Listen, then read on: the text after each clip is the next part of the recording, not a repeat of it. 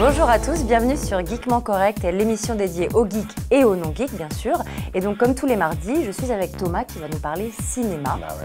Bah ouais, encore une fois, hein, je change pas de créneau, c'est plus là-dedans que je me connais un peu mieux et il y a des infos assez gratinées quand même aujourd'hui, donc je pense que tu vas plutôt apprécier. Il y a même des infos un peu filles. Un peu filles, enfin. Pas sur le t-shirt parce que bon, oui, tête de mort, voilà, il y a un peu plus romantique. Mais j'ai appris que tu avais des petits t-shirts qui t'attendaient dans la... Avec un petit chat. Voilà, on verra ça pour les prochains épisodes je pense. Et on regarde tout de suite le sommaire. Danny Boone attaché à son maroilles, la 3D agace et fatigue, les gémissements de Kristen Stewart et le film de la semaine par Thomas. Alors, tu nous fais aussi un Back in the Days avec les ch'tis ou comment ça se passe? Ou c'est un futur film? C'est-à-dire qu'en fait, Danny Boone a trouvé le bon filon. Il a vu qu'en 2008, il avait fait un film sur les ch'tis qui avait plutôt bien marché. Voilà, on peut le dire. Hein. Il a fait beaucoup d'entrées, 20 millions d'entrées en France. C'est quoi, c'est le deuxième film qui a le plus marché en France? Oui, après Titanic, oui. Ils n'ont pas réussi à battre Titanic, mais bon, c'est quand même déjà pas mal parce qu'ils ont battu La Grande Vadrouille, des films qui avaient super bien marché à l'époque. Donc c'est le deuxième film qui a le mieux marché en France. Hein. C'est vraiment une faveur populaire pour ce film-là. Ça avait remarché la deuxième fois. Avec Rien à déclarer, il avait fait un autre film sur les relations franco-belges avec Benjamin Poulvord, c'était le duo. Donc là aussi, ça avait très bien marché au box-office, moins que Bienvenue chez les ch'tis, bien sûr, difficile de faire 20 millions d'entrées à chaque fois, mais bon, c'est quand même un carton au box-office. Donc il s'est dit, pourquoi pas, jamais 203, on va repartir dans la ch'ti attitude avec un film qui s'appelle Une jolie ch'ti famille. Voilà, c'est ça. Tu vas croire que tu connais déjà le titre. Non, mais en fait, il y a du ch'ti partout, c'est tout le temps du ch'ti, surtout avec lui, on a l'impression qu'on reste que dans le Nord. Voilà, c'est-à-dire qu'après il ne se passe plus rien. Dès qu'il arrive en Picardie déjà, c'est terminé. Il n'y a plus rien. D'accord. Alors du coup, encore une fois, une histoire un petit peu tendre et comique à la fois. Un garçon qui est plutôt bien intégré dans la vie parisienne et qui va revenir chez les ch'tis pour fêter l'anniversaire de sa grand-mère et sa ch'ti attitude va revenir. Donc voilà, encore un truc sur les gens du Nord qui ont le soleil dans le cœur, qui n'ont pas de... Voilà, c'est pour faire une petite citation d'Enrico Macias. Donc tu nous en avais déjà parlé la semaine dernière de la 3D, encore aujourd'hui. Alors qu'est-ce qui se passe avec la 3D? Ça fait plaisir de voir que je ne suis pas minoritaire, que la plupart des gens sont d'accord avec moi. La 3D, il y en a marre. C'est nul. C'est nul. La plupart du temps, c'est nul. Non, c'est vrai. Bon, tu regardes Avatar, c'est bien, ça rend bien, il n'y a pas de souci. Le film a été fait pour ça, donc là, du chapeau, vraiment une belle avancée technologique. Mais toute la 3D qui nous rajoute, le choc des titans, les films comme ça où ça n'avait pas forcément lieu d'être, et puis ils se sont dit, tiens, on va mettre un peu plus d'argent sur le billet, alors on va rajouter de la 3D. Oui, ça, c'est un peu les gens viennent au ciné aussi. Voilà. Moi, ça m'a jamais un petit peu... ça m'a toujours un petit peu titillé, ça m'a jamais vraiment convaincu et visiblement je suis pas le seul puisqu'il y a eu une enquête qui est sortie là-dessus et effectivement beaucoup de Français qui sont d'accord. 80% des personnes qui sont interrogées sur un film donc qui sort en relief en 3D disent qu'ils sont plutôt déçus. Donc c'est quand même déjà pas mal, 4/5 quand même qui disent que non, bon finalement c'est pas terrible. Alors les explications, comme je le disais déjà, c'est le fait qu'il faut payer un peu plus cher sur le billet. Oui. Pardon quand même. L'inconfort, c'est vrai, les lunettes. Elles sont jamais à la bonne taille. Moi, elles sont toujours immenses. Je suis toujours en train de les remonter. Et puis c'est pas agréable. C'est pas agréable quand on regarde un film au bout d'un moment, 2 heures, on se dit tiens, j'ai tendance à peser un petit peu sur le nez. Bon, voilà, on aime bien avoir une petite liberté quand on regarde un film.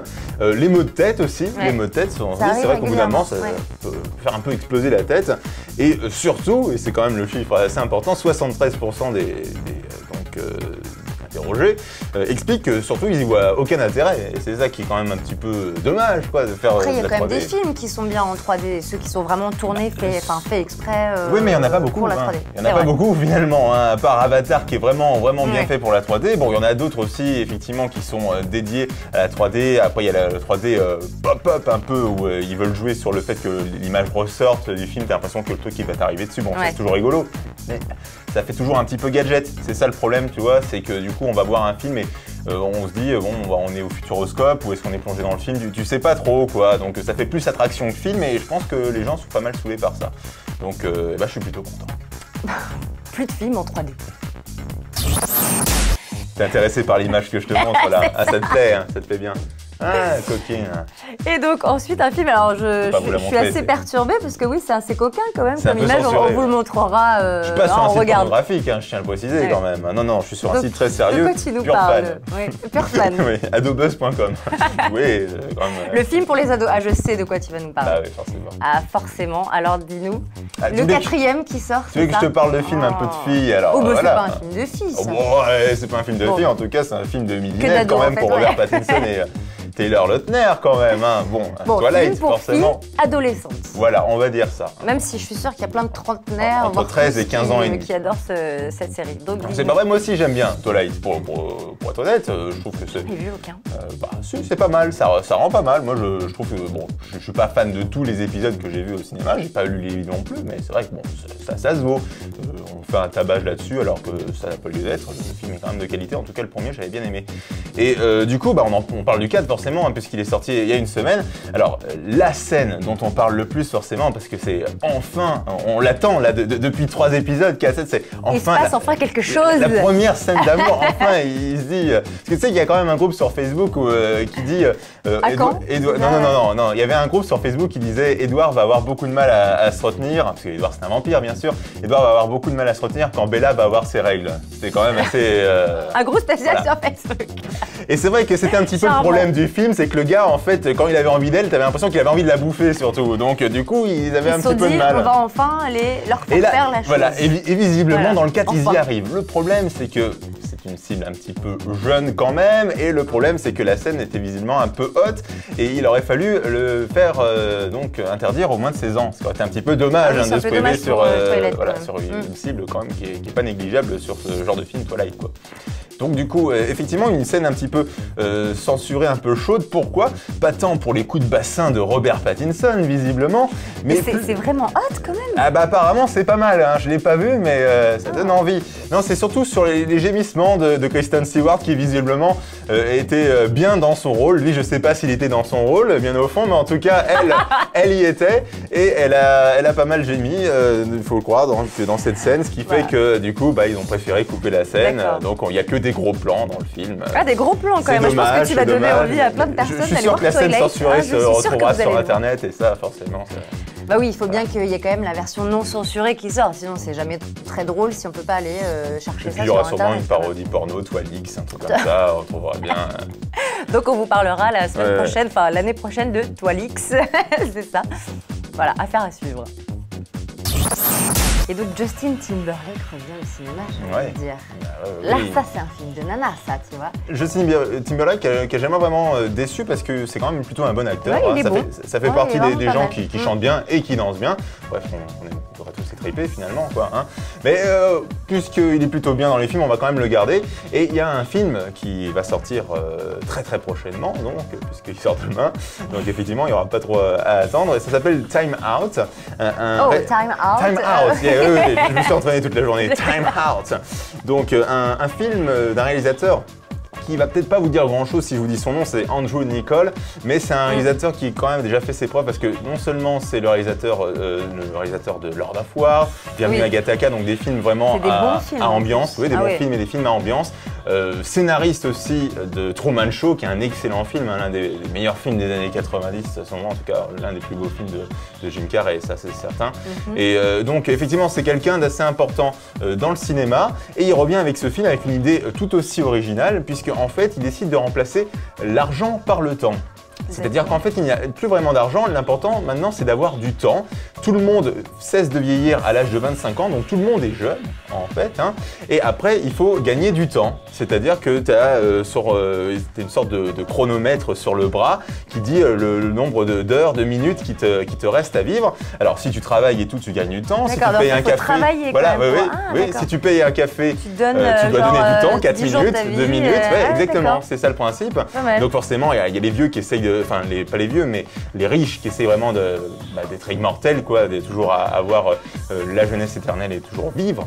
et les pauvres qui doivent mourir évidemment très rapidement. Donc c'est un film assez original. Ouais, voilà, hein. En plus c'est un peu d'action, un peu de mouvement quand même, hein, ça fait toujours plaisir. Et puis Justin Timberlake est toujours très bon, avec Amanda Seyfried aussi, hein, c'est son binôme. Amanda Seyfried qui est la jeune actrice qui a joué dans Le Petit Chaperon Rouge plus récemment, ou encore Mamma Mia, donc aussi. Et donc il y a une histoire d'amour aussi là-dedans. Oui, bien sûr. J'imagine qu'il y en a un qui vit peut-être plus vite que l'autre. Voilà, exactement. Il y a bon, on regarde tout de suite la bande annonce. C'est chouette.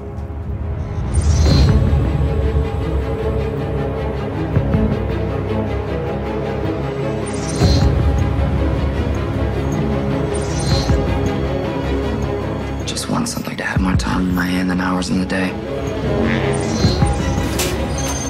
Where's the rest? Never met the quota. My units are up from last week. So is the quota.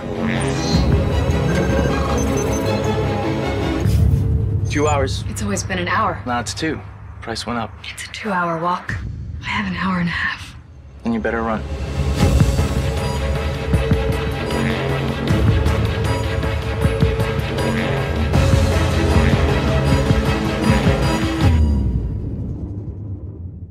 The poor are meant to die. It's how the system works. What the hell's that supposed to mean? You really don't know, do you? How old are you in real time? 28. I'm 105. The truth is, there's more than enough time for everyone. There are men with 1 million years while most live day to day. For a few to be immortal, many must die. No one should be immortal if even one person has to die. You're not from around here, are you? Why would you doubt that? You're a little different. Come with me. The cameras picked up suspicious behavior. His name is Will Salas. He shouldn't be there. What are we gonna do? Steal? Is it stealing if it's already stolen? I'm gonna make them pay.